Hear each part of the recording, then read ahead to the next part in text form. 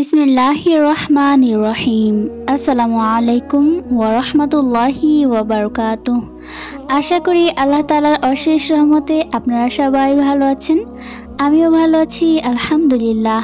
খলিফা হযরত ওমর বিন আব্দুল আজিজ রাদিয়াল্লাহু তাআলা আনহু 2.5 বছর খেলাফতে থাকার পর মাত্র 39.5 বছর বয়সে শত্রুদের বিষ প্রয়োগে শাহাদাত বরণ করেন।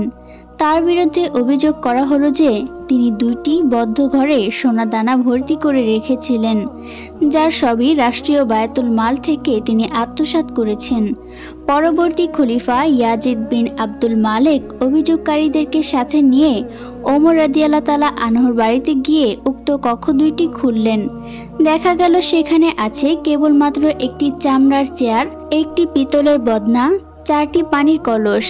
অন্যান্য ঘরে আছে একটি খেজুর পাতার চাটাই, যা মুসল্লা হিসেবে রাখা হয়েছে, আর আছে ছাদের সঙ্গে ঝুলানো একটি শিকল, যার নিচে গোলাকার একটি বেড়ি রয়েছে, যার মধ্যে মাথা ঢুকানো যায়।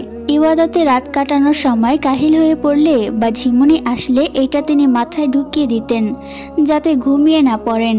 সেখানে একটি সিন্দুক পেলেন, যার মধ্যে একটি টুকরি পেলেন, সেটিতে ছিল একটি জামা ও একটি ছোট্ট পাজামা।